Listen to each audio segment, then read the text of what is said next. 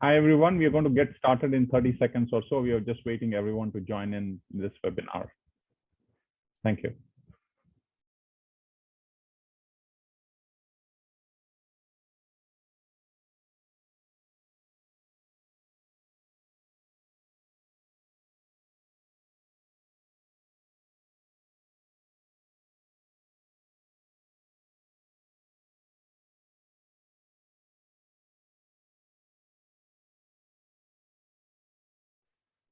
Let's get started. Welcome, everyone, to 2022 Outlook webinar from GEP. I'm Shireen Gonglur. I'm the Vice President for Software Sales for GEP, covering the Asia Pacific region. I have my colleague Lalit joining in to do this keynote, and he calls this New Solutions for the Never Normal. With that, I'll hand it off Lalit to take us and kick off this keynote session. Lalit. Thank you, Shireen, and then welcome to all. I'm the Vice President for Consulting and Services for GEP and lead the practice here in Asia Pacific. Look forward to a very interactive evening with all of you.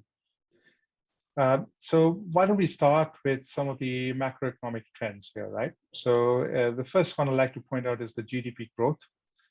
What IMF said in January this year was that we would expect this to be lower at 4.4% compared to last year.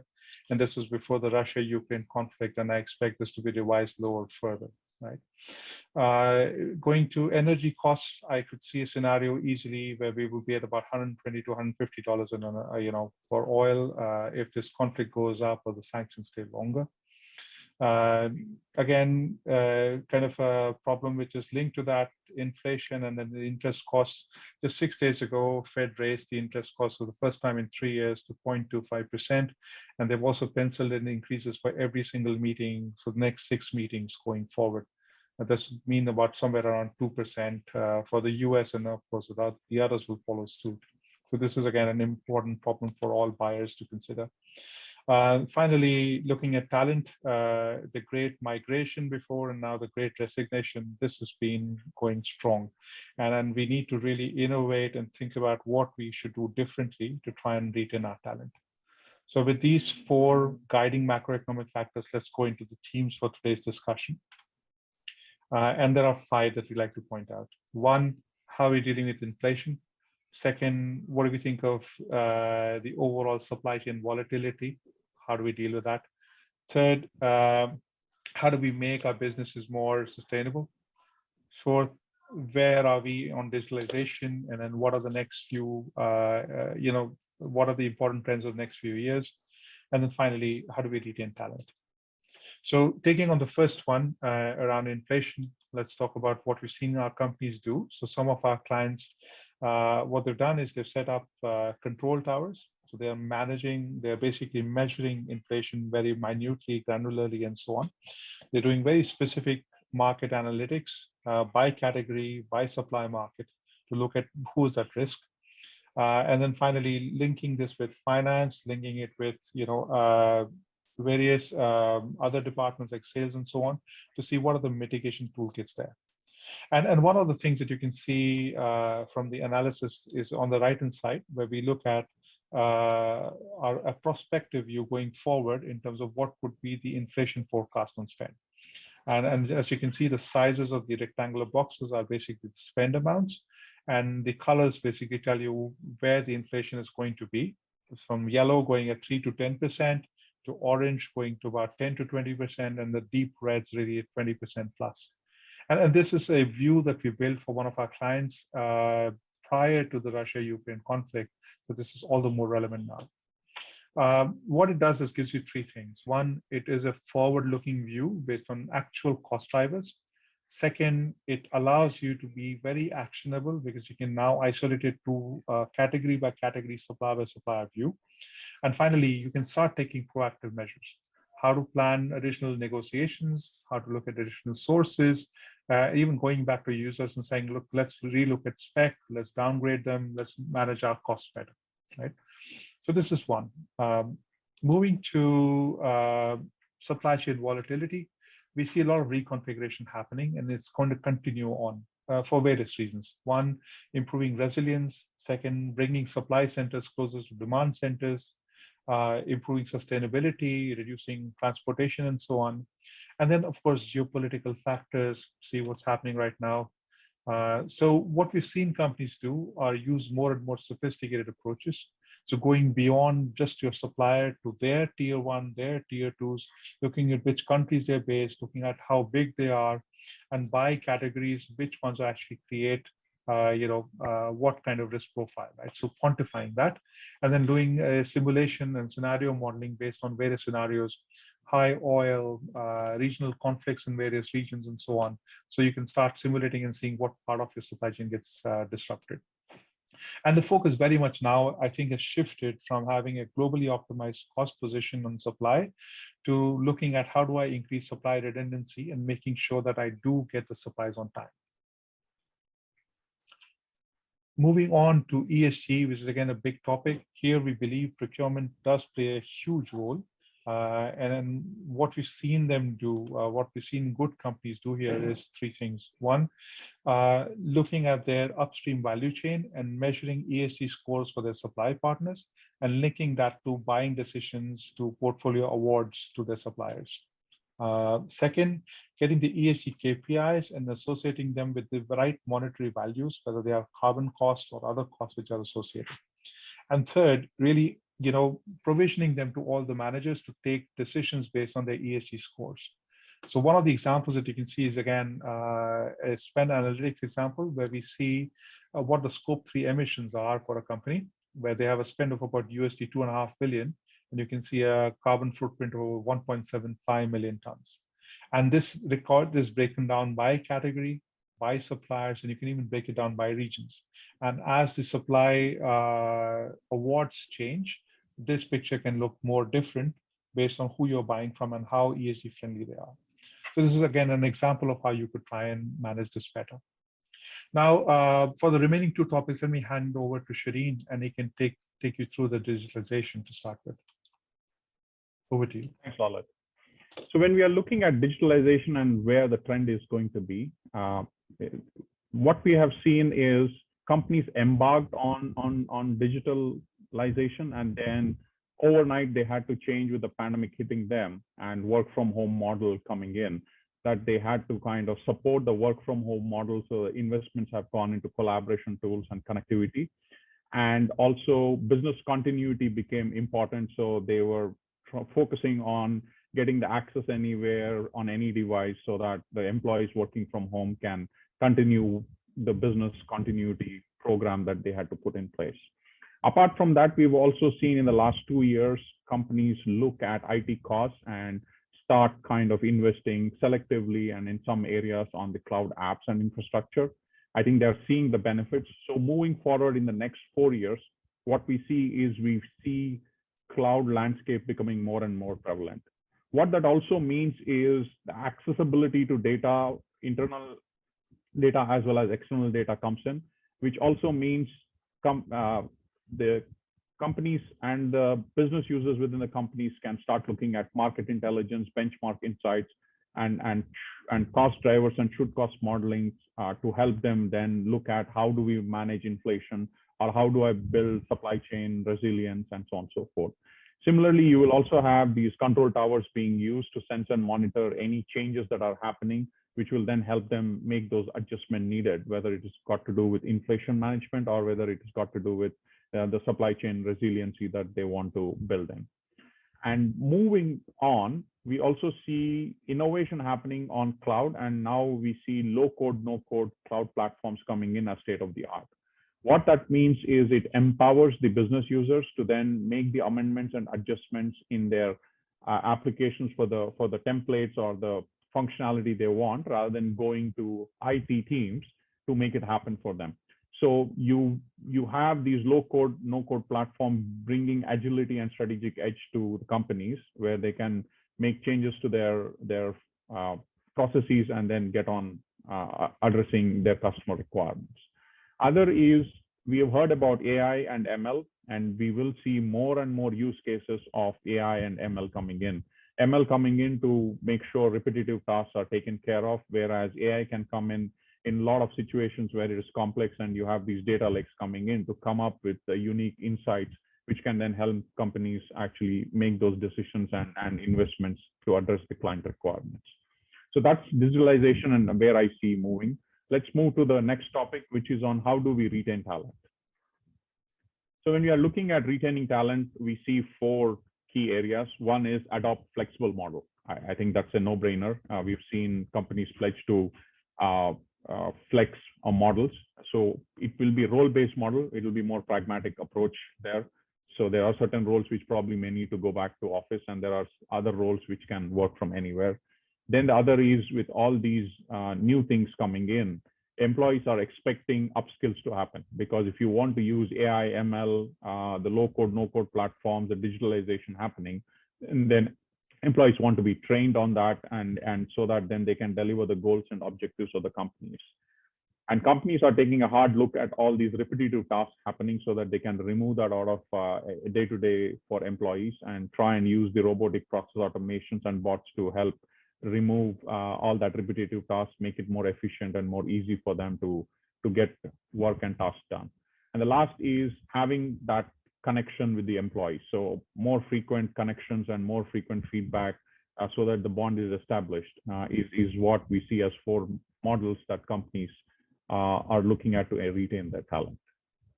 So with that, we come to end of our keynote and we move to the next session. So thank you for joining us. Hope this was useful. Next up is a panel discussion, which will be moderated by my colleague, Michael Seitz. You have leaders coming from Microsoft, Bridgestone, and Fluxym joining in and actually sharing their thoughts on what will be the trends for 2022. So please do continue and join the panel discussion. Thank you. Okay, thank you, Shireen and Lalit, for the introduction of today's topic. My name is Michael Seitz. I'm a VP of GEP based in Shanghai, and I look after our North Asia business and operations. With me today here for the panel discussion are 3 very experienced supply chain and procurement pros. Welcome to Eric van Steen. He is a vice president of supply chain at Bridgestone. And Eric has more than 25 years experience, both in consulting and industry roles, and has spent most of his work life in Asia. At Bridgestone, he is responsible for planning, procurement, and logistical activities across China and APAC, directly reporting to the regional CEO. Sash Kumar, he is a regional business leader at Microsoft. He can be seen as a veteran with 33 years of experience. And he has a great background in designing and implementing supply chain solutions. For Microsoft, he's responsible for developing the business strategy for manufacturing industries in Asia. And Yasmine, welcome. Yasmine Rhezouani. She's a senior S2P advisor at Fluxym, based in Singapore. She brings more than 10 years of experience helping clients in finance and procurement digital transformation across different industries and countries. So welcome to all of you. I'm very pleased to have you here today, to have you virtually here today, and to hear your thoughts on our topic for this panel on procurement and supply chain outlook for 2022. At GEP, we are publishing every year an outlook for the next year, focused on procurement and supply chain. And this covers macroeconomical topics that are going to influence the supply chain field, but then also key themes for supply chain and procurement that we see will be of key importance for the next year. And some of the areas on the 2022 report were around resilient supply chains, the trend towards regionalization of supply chains, but then also the rising inflation that we have. What we didn't predict is that when we were writing the report, that Russia is invading Ukraine, and we now have a new war in the heart of Europe, which has a big impact on supply chains. So we kind of closed 2021 with COVID getting better, and there were a lot of supply chain issues that companies are battling with. Now with the impact on supply chain from the war that we have, do you see now that the companies are better prepared for supply chain disruptions and risks like what we had 1 to 2 years ago? And I would like to ask Eric first on this question, leading the topic for Bridgestone, to hear your thoughts on the status now of Bridgestone versus 1 to 2 years ago. Thank you, Michael, and happy to be part of the panel today. Yeah, it's probably a little bit difficult to speak on behalf of other companies, but I would like to think that most companies have been better prepared for the things that are happening today. For Bridgestone, I can certainly attest to that. Both, I would say, in terms of mindset, so our relationship related to risk and the topic of risk management and disruptions, clearly heartened by the developments over the last 2 years, which have been pretty much non-stop, as we all know. But also in terms of processes, systems, procedures, etc. However, I wouldn't say we're there yet. And part of the challenges I think we all recognize is that it's difficult to legislate, to prepare for, or to mitigate any and all of the risks that are coming to you, right? The one in relation to the one you brought up just now, Michael, Ukraine, the situation in Russia, Ukraine, is one that, well, maybe some had predicted might happen, but I think for most of us it came as a surprise. Now, at some level, you could say that's just one source of, in our case, raw materials, or it's just one location where we have activities, factories, etc. So it could and should perhaps be part of any business continuity plan. But the scale of which the disruption is happening is something that I don't think we would have been fully prepared for, even if we had sort of incorporated that. So we're adjusting.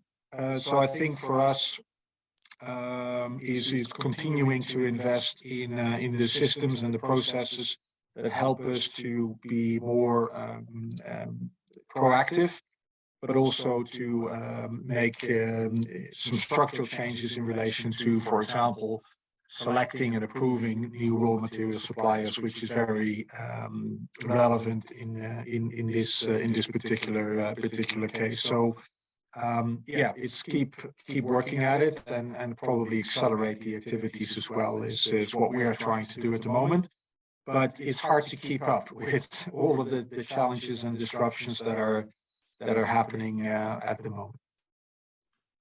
Yeah, that's a good point, Eric. You never know what's coming. Yasmine, how do you see that from the work with the companies that you have? Are they better prepared now? Well, in a certain way, thanks for asking this question. Is what we have seen so far is all the COVID-19 pandemic. It's had actually a huge impact on how the organization call for unprecedented levels of collaboration and visibility. And actually what the COVID-19 pandemic, but also all the trade war, they're actually exposed considerable weaknesses and shedding the light for intelligent supply chain. So actually, what we noticed in the different projects that we have been running so far is a significant shift from focusing on maintaining the business continuity to how to better anticipate the future supply chain disruption and risk. So global company actually they took a significant leap forward to accelerate the digital transformation and automate the processes, while the accessing the data in almost real time and relying on network intelligence. So what we have seen so far is the company increased the effective supplier collaboration, and they require more and more full transparency on real-time operational data, such as shipment status, inventory levels, capabilities, and subcontractor networks. So basically what happened so far is we are talking more and more on having companies to get ready with advanced predictive and analysis capabilities to help mitigate any risks. So I think the company are getting more and more prepared for future supply chain disruptions. Okay, good. Thank you. Thanks. Sach, what are your thoughts when you look at companies now and 2 years ago? Yeah, we've been working with a number of our customers ever since the start of COVID, and two things happened. One is at the strategic level, companies realized that they were suddenly exposed by the lack of visibility into the supply chain because of COVID. Logistics disruptions, warehouse centers, distribution centers shutting down, factories shutting down. So they never had that tier 1, tier 2, tier 3 visibility. So I think the first thing they did was some strategic level, implement a control tower view. I think that was the right thing they did, and it's helping them now. The second thing was they realized that, real-time communication, while we all take that for granted in the world we are in today, actually didn't exist in many of the supply chain organizations and companies. People couldn't really collaborate in the virtual world. In fact, many of our customers in Japan, employees could not even take laptops to their home, or they didn't have the ability when they're working from home to collaborate in real time. It was kind of not the cultural thing. So, we realized that communication is very important. So I think visibility, communication, that real-time collaboration, setting up that up was very critical. And I think that many companies have done. The tactics that you would adopt today are very different than tactics that you adopted during the COVID crisis. I mean, there's a different problem, different tactics.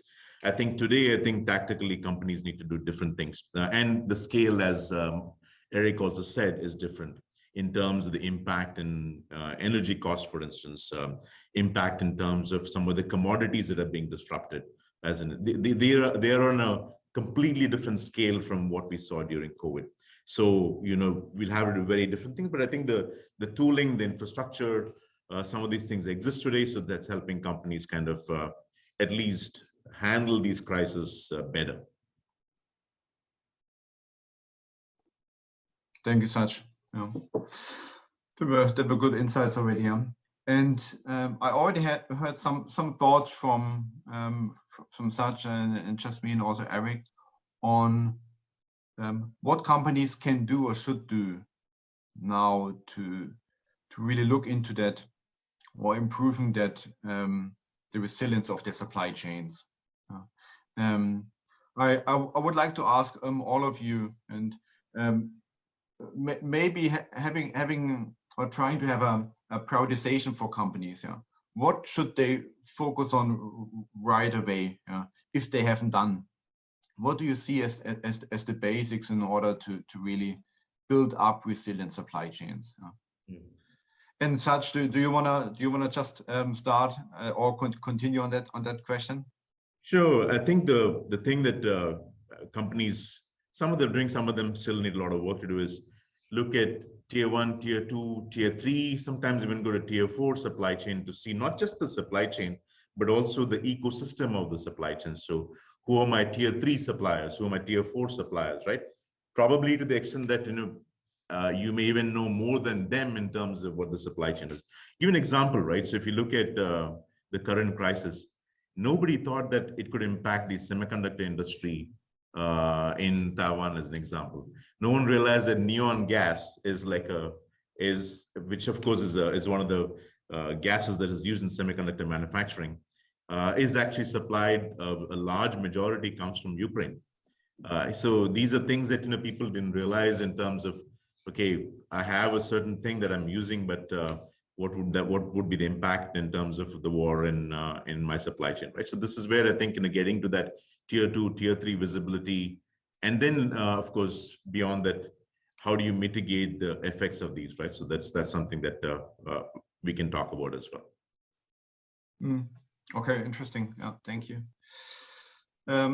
Eric, what's on your priority list that you're working on for Bridgestone?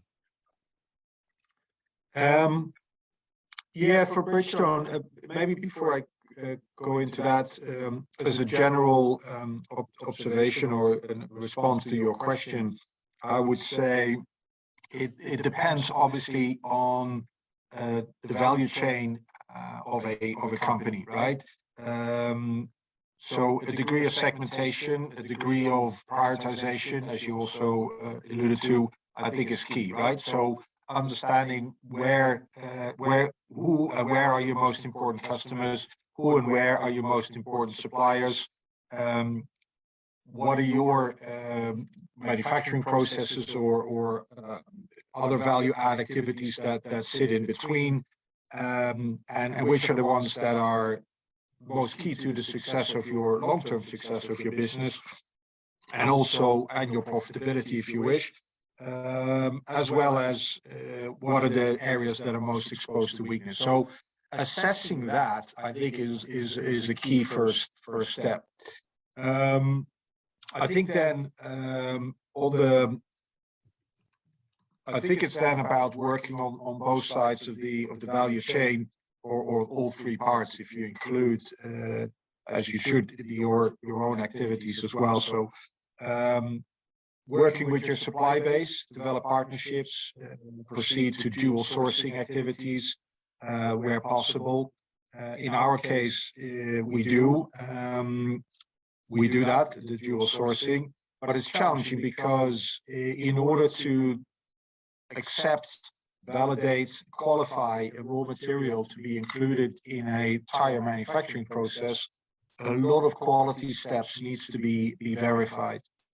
So that's a lengthy process, and then it's an expensive process because we want to ensure, absolutely ensure that the quality can be obtained. So doing that across all your entire supply base is a lengthy and a difficult and a costly exercise to do, but something that we're obviously have been doing and will continue to do. But also building partnerships is, I think, quite key. I think the other one is around mentality, right? Moving from sort of a reactive stance to a more proactive stance. So we're engaging at a regional level and a global level on far more sort of proactive risk management programs to really identify in a more structured way, a more dedicated way, where our potential pain points, where our risks are, and then start to actively act upon them and start to address and mitigate them. And as Raj already also said, Sash, right, the other key is around digitalization, right? It's the key word, it's the buzzword for a reason, because without that, clearly, you're not going to succeed, both in terms of mapping that landscape, as already said, first, second tier, picking up alerts when something happens in that value chain, your own environment, where's the demand, where's the supply, the demand sensing activities, all of those things come into play. So those are just some of the examples that I think companies are working on, and definitely Bridgestone is engaging with as well. Thank you, Eric. I like the thought around the mentality change, from reactive to proactive, because that's something really what everyone working in supply chain, no matter what level of function you have, need to embrace as a new habit. That's an important one. My next thought, and I mentioned it in the introduction a little bit, is around inflation. Right now, Asia is not as hardly hit, it seems, as Europe and the US. where inflations are 5, 6, 7%. For example, in China, the inflation of last year was 1%. Obviously, it's different in every country in Asia on inflation.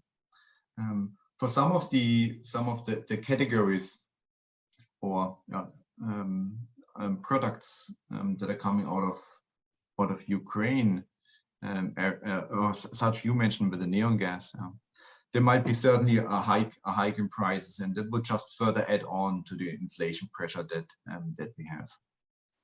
How do you see the inflation and the risks coming from inflation in Asia, and for the companies you work with, or Eric, for you, when you consider the different countries in Asia?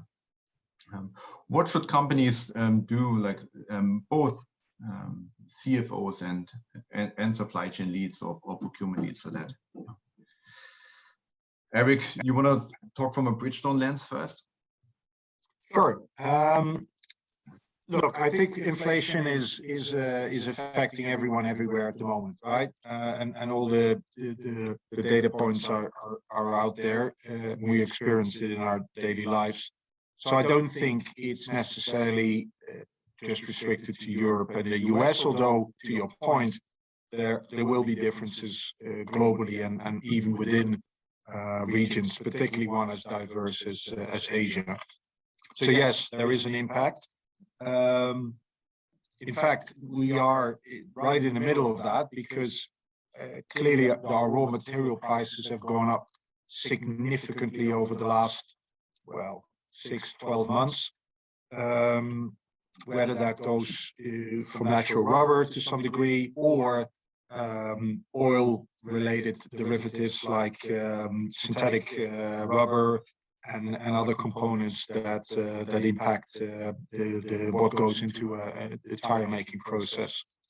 So we are also faced with that very difficult decision around how do we keep those costs as low as possible, which clearly is difficult because these are commodity markets and it's very difficult to influence them. And secondly, how do we and if so, to what extent do we need to pass those costs on to our customers as well, which clearly we're very reluctant to do, but it's unfortunately unavoidable in a number of cases, given the massive increases that we've seen. Clearly, we're then in a way contributing to the very same effect, right? So, but yeah, it's challenging. So, look, I don't think there's any magic.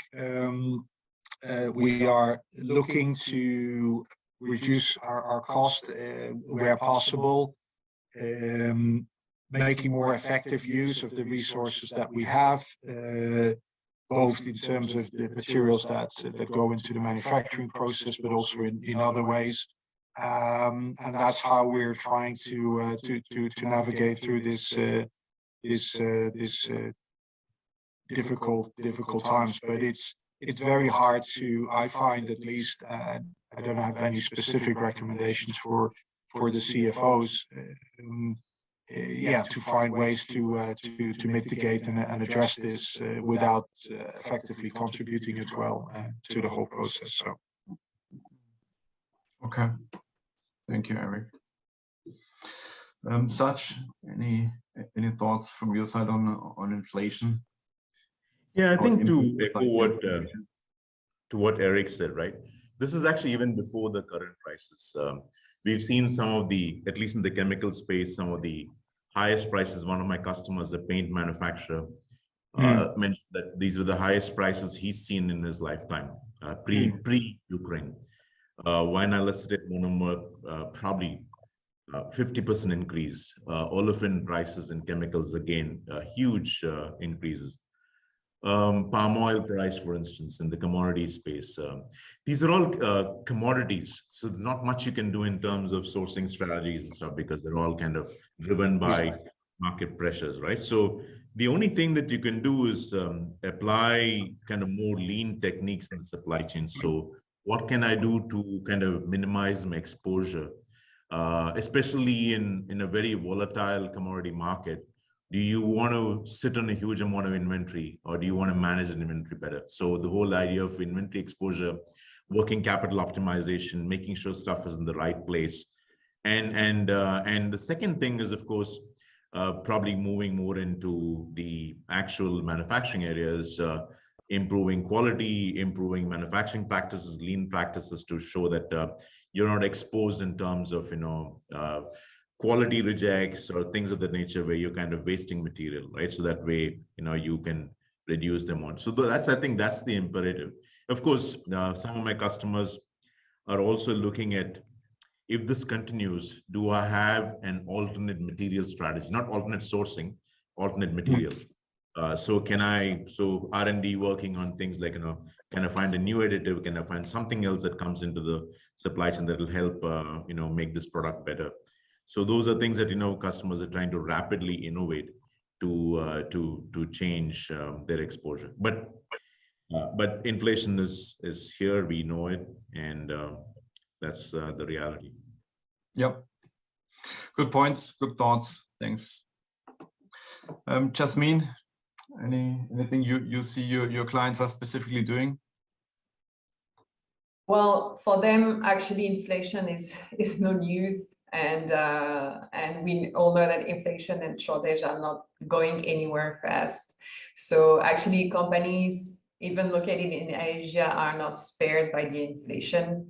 As we have seen, the rates have soared across the globe, which has been reflecting various factors, including elevated commodity prices, supply bottleneck, and rising also the transportation cost, and all this also COVID-19 related base effect. So basically, yeah, we'll still have to face the shortage and the delays along the supply chain, which already have been notable. We see, of course, in the microchip and semiconductors used in car manufacturing and electronics. So what we have seen, and actually resonate with what Eric said before, is we have seen the manufacturers that now pass many higher input costs into the customers. So this has been leading actually the inflation level in the region for many years. But actually CFO and CPOs are natural partners in business. So what they can do is, of course, working together when it comes to improve margin and reduce the risk and high profitability. So what they can do is try to get ahead of the data for the advantage. So to focus on business, to know the market, to get data intelligence solutions. Also to look into the contracts by leveraging all the legal clause binding and secure prices by getting more commodities or spend on a contract. So if they can buy in bulk and store it in the markets if the market allows it. And of course, more focusing on cash management. So whenever it is possible to collect receivable, try to stretch out the account payables, access the liquidities, the key also to build the supply chain resilience. So CFO and CPOs, they're working hand in hand to have more resilience and to increase actually the collaboration and have immediate effect on how we can build, I would say, more resilience into the supply chain. If I may just build on that point, and Yasmine rightly brought up the logistics space, right, which is a major challenge for us as well, but both globally as within Asia Pacific, and it kind of links back to the point that Saj made around leaning, right? So one of the things we've been doing is to say, how can we put more tires in a single container, right? Obviously, without impacting the quality of the transportation process and the impact it has on the tire itself, but there's different stacking methodologies that we can apply. We've accelerated some of those things so that to ship the same amount of tires, we need less containers, which apart from price per container is also needed because the capacity simply is not there, right? So yeah, those are some of the simple ways, but could add up quite quickly. I'm talking hundreds of thousands of US dollars on a monthly basis. Reduce some of your costs to mitigate some of the impact of some of this inflation. I would like to ask you, and you covered quite some elements already, to summarize just very briefly in 2 or 3 bullet points. What are the key things CPOs or supply chain heads should focus on in 2022? Let's keep it brief so that it's easy to stay in mind. Yeah? And then we wrap it up and hand it over to the next team. Yeah. As such. Yeah, quickly summarize 3 things. Number 1, I think supplier risk analysis. I think not enough is being done to look at the overall supplier base, suppliers risk analysis. So kind of not just geopolitical risk, but environmental risk, the financial risks, all of that in terms of real-time visibility into a company's exposure. That, of course, will impact your sourcing strategies. The number 2 thing that I would say is the insights into a supply chain. So like a control tower view of what's happening across a supply chain. I think that's still something that companies need to implement. And the third one, I think, is insights in terms of not just analytics that come out of the box, but more in terms of looking at machine learning is needed to look at what are the things that are missing across maybe commodity categories. Is the impact of one raw material having on something downstream, right? Those are things that humans find it difficult to correlate, and where machine learning can bring about that kind of outcome quite easily. So I think these are the 3 things. Like I said, risk analysis, visibility, and ML-driven outcomes. Yeah, very good. Thank you. And Yasmine? Yeah, so to resonate to my 2 colleagues here, so to increase, of course, the collaboration with appropriate external technology provider and consultant firms. So really engage strong partners to help the company to have more risk, to identify the risk and all the opportunity to drive actually innovation and to identify new products, materials, capabilities, and offerings. So to invest in such a integrated database to get the compelling data intelligence from various sources, not only rely on internal provided by the team, but also to have like external giving by external basis. So have a real shift on how to calculate the risk and the performance metrics. So have this visibility on how we want to calculate the risk and the different performance metrics for our suppliers. Okay, great. Thank you, Yasmine. Thanks. That marks the end of a very insightful, interesting discussion. Thanks a lot, Yasmine, Sach, and Eric, for spending the last 30 minutes and sharing your thoughts about 2022 with us. Appreciate it. Thanks everyone for listening. I will hand over now to my colleague Ayushi, who will guide us through a brief software demo of GEP. Thank you, everyone. Thanks. Thank you. Thank you, Michael, and all the panelists for giving us such insightful information on today's agenda. Now, I am going to take you to the technology hand of GEP. And now let us talk about some key challenges of the current market situation discussed today, like increase in the inflation and the need of supply chain resilience due to war crisis and pandemic conditions, and how GEP software actually offers a robust, unified, and intuitive platform to address the procurement and supply chain networks needs of an organization. I'm going to today take you through some extended capabilities of our platform, like category workbench, third-party risk management, and also some guided buying capabilities. Moving on to the platform, you can see the first function or the first module I will be covering today, which is the category workbench, which actually provides a holistic overview in a graphical manner for a particular category, including all the data like the projects, the sourcing events, the spend allocation according to different region, business unit, categories, and also suppliers. As I move below, you can also see there are graphical representation of various cost drivers which contribute to the particular category. For instance, MRO category, which I have taken here for today's session. Now, due to unfavorable geopolitical conditions and ongoing increase in the stealth Omicron variant, the prices of critical categories have actually gone high. And now buyers need to relook and analyze the various procurement strategies of their main categories in order to minimize the supply chain variation and achieve the supply chain resilience for selected categories. Herein, our category workbench solution actually helps the category managers to get a holistic overview of the data which is available for a category.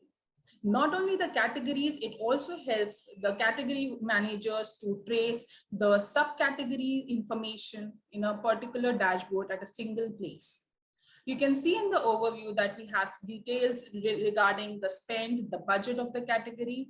And further, if I move on to the sections like cost drivers, it will help me determine what are the key contributors to the structure of the cost for a particular commodity. You can see over here that in the cost driver section, I can see that there are some fuel cost drivers and some freight charges cost drivers which are involved as a part of the total cost of this commodity. I have multiple market indices which contribute to a particular cost, and my platform actually helps me determine the forecasted pricing increment or decrement for a particular commodity.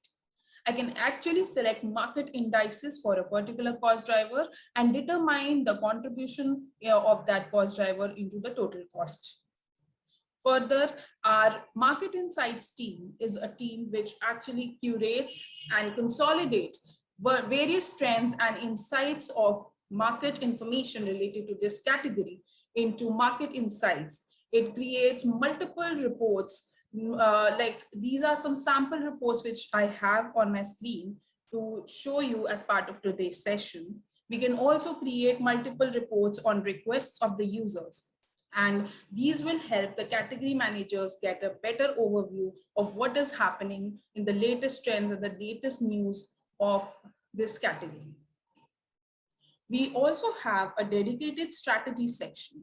When I move on to the strategy section, I can actually see a heat map showing me the different strategies which are available for this particular category. I can also see that these are distributed according to different ease of implementations. Like there is a contract renegotiation strategy, which is available with a low ease of implementation. But there is a competitive supplier evaluation through which we can actually focus on partnering with regional suppliers in order to ease and remove the complexity of our supplier network. Further, we also have contract sourcing project section through which all the documents or all the transactions happening under a category can be viewed as an umbrella under this category workbench dashboard. Now I can go on talking about the different sections of the category workbench, and there are different contributors to each and every part of this category workbench. But further, now I'll be moving on to the next agenda for today, or the next pain point I want to cover, which is through our third-party risk management solution. On my next screen, you are seeing a project document which is open, and you can see that there is a risk profile section. So this particular project is belonging to the IT category, and there are several suppliers which I have added to a project, my third-party risk management solution actually helps me determine the aggregated risk profile for these suppliers. If I go on to the risk profile section, my third-party risk management solution highlights all the different risk profiles which are there according to the rating of the risks involved. Now you can see over here that, for an example, there is a dependence on subcontractors which leads to a high risk. That means that there are multiple subcontractors or subsidiaries involved along with a particular supplier, which might result in some kind of delay in delivery time, or might be these subcontractors are belonging to regions or bases which are currently affected due to pandemic or unfavorable geopolitical conditions. This can help us recognize the high risk potential due to the subcontractors. What we can do as a project owner or as a user of the platform, we can actually have some due diligence forms triggered for applicable controls for a subcontractor control form, or maybe, I want to gather information for some financial viability for these suppliers. I can actually have some due diligence for that. Now, depending upon the assessment of these due diligence forms, my platform will automatically go on to tag these suppliers as a go or a no-go for a particular project. Using this, we can actually take a decision to whether involved in transactional or procurement activities with a supplier or not. Now, coming on to the last part or the last pain point in today's session is the need of digitization and automation, which can actually ease the day-to-day user activities and empathize with them. In order to achieve better business continuity, there is a huge surge in adoption of a hybrid model of working. The employees and the users now need a more user-friendly AI technology-enabled platform, which can actually help them in day-to-day activities, like maybe buying a simple office supply or buying a laptop. How our platform actually comes in help over there. Let me quickly show you through an example. I have a chatbot enabled on my platform. This chatbot is actually empowered by GEP Minerva, which is our AI empowered engine. And if I go on to select an option of buying an item, my platform automatically asks me that what I want to buy. I do not need to go into the complexity of searching different categories, different sections in the platform, which I'm not used to. At a simple click and simple typing of some keywords, like maybe I want to search for a laptop, I can simply type the keyword laptop and search for the product over here itself. My platform automatically suggests me some categories to go through. I can select the laptop categories. And when I select the laptop category, what happens is basically depending upon the buying policies and different buying channels, which are approved by my procurement team, contract team, I can actually see some favorable or suitable buying channels. Using the guided buying functionality of GP Smart, it will guide me to a link where I can see all the favorable buying channels like contracts, some existing catalogs, supply catalogs or item masters. I can also have some existing contracts at use, or maybe a punch out channel to purchase a laptop.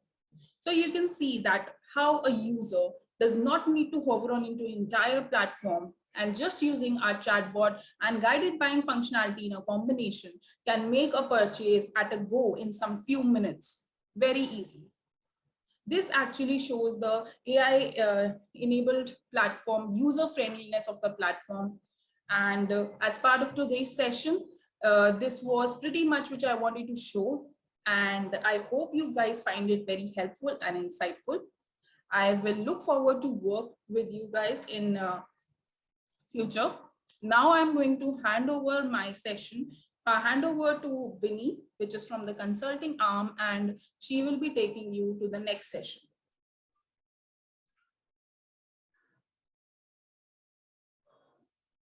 Thank you, Ayushi, for the GEP Smart demo.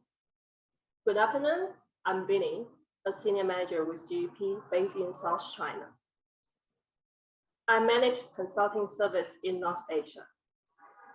Before I joined GEP, I have the same background as you. I have more than 10 years working experience in multiple industries in procurement and supply chain, such as Mars in FMCG, Alibaba in e-commerce, and Lenovo in high-tech.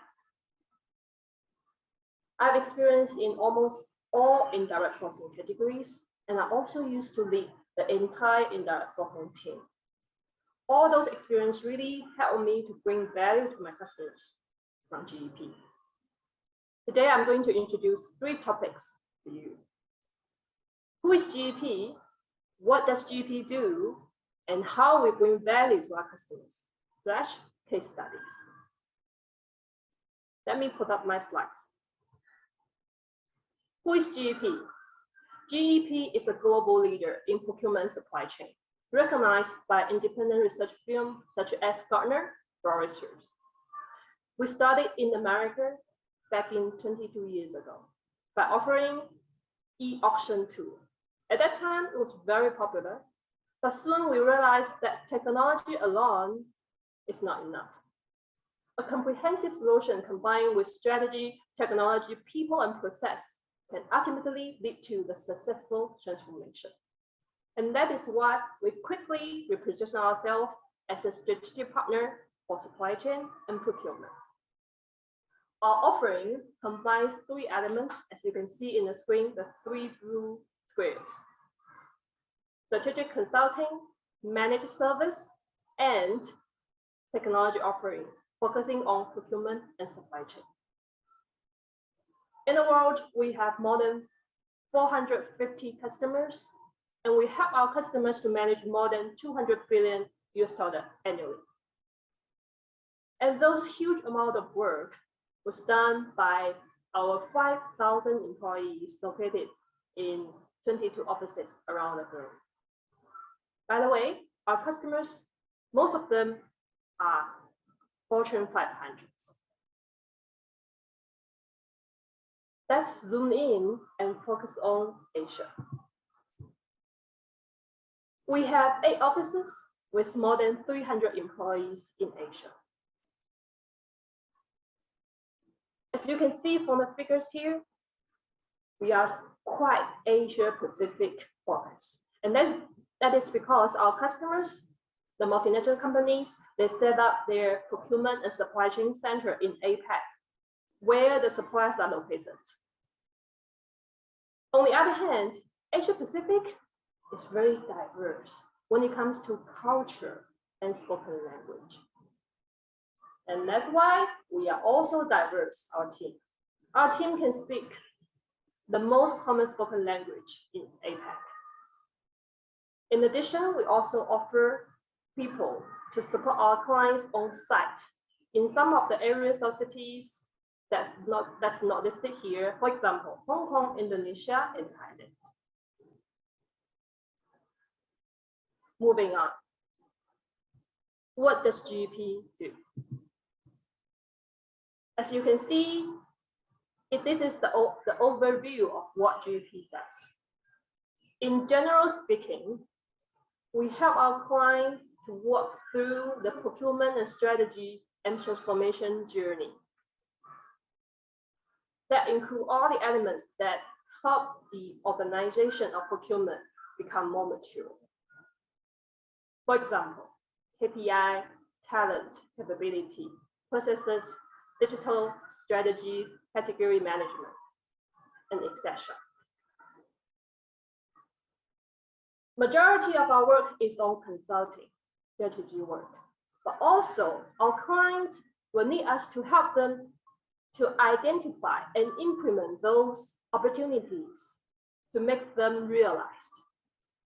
And that's what our managed service does.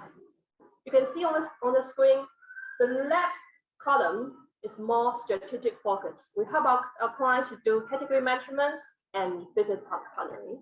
And in the middle, it's more source to contract work, such as spend analysis, strategic sourcing, and tail spend management. And on the right-hand side, something we are very familiar, P2P.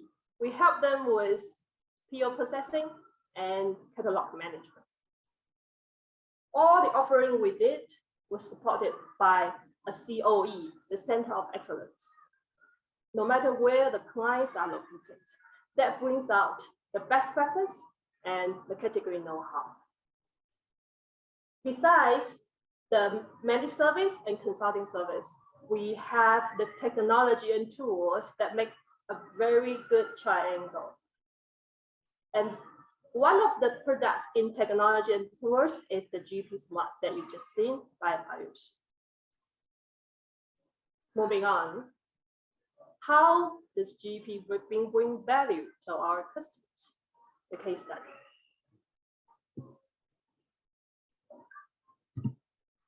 The first case is a German headquartered pharma company. We have been partnering with these customers for more than 10 years. Phase one started back in 2011. This customer has a huge operation in China. It's very decentralized and tactical focus. So GEP acts like a partner and COE for our customers for more than 10 years, 9 years. Starting from 2019, we transfer to phase two. The goal is to reduce the OPEX by 30 to 50% annually. And that's when the transformation starts. Before phase two, client has colleagues in more than 80 countries. And when we start to do transformation, we invented something called external operation model, with the delivery by GEP in 8 delivery centers. Now, it has been after 2 years since the phase two started, and we have already realized the millions of euros saving target that we planned for our customers back in 2 years ago. And we hope to bring them more values in the long run after 2022. Moving on, the second case study, very different one. It's a French headquartered beauty and cosmetics industry. Sustainability has been a hot topic, including environment, social responsibilities, and human rights. And our customers want to focus on social inclusion initiatives. In short, we want to help our clients to facilitating people from poverty communities to gain more employment opportunities using clients' big purchasing power. The target is to get more than 500 people employed for 2021. 3 years, 1,500 for 3 years. What do we do? 3 work streams. The first one, identify opportunities within the current supplier pool, which means a lot of marketing research. We need to find the right suppliers out of the big supplier pool, find the right communities, and find the right NGOs. Second work stream, define strategy and operational model. For example, we need to define the R&R, create process, templates, and governance structure to embed the new sustainability initiative into the existing procurement process. Third work stream, the execution. That includes huge amount of communication with suppliers and cooperation with them to help them realize the importance of sustainability, the social inclusion, and also to get the employment happen. The target was stretched, but the result good. We overachieved the 500 FTE target for 2021. And we also settle the set of process, R&Rs, and templates for the current procurement process, so that the client's procurement organization can use the set of tools for their long run sustainability initiative. Last but not least, it's a win-win for customers and their suppliers. Customers got sustainability realized, and suppliers get employment troubleshooting. So that's the second case. That's the end of my sharing. I hope my sharing brings you more insights of what GEP can bring value to our customers. And also, it's the end of our webinar. I see there are some questions in the chat box already. If you look at the screen, the bottom of the screen, you can see there's a Q&A box. You can type your questions in the Q&A box, and we can address the questions one by one. Thank you for your time with us. We hope to see you again.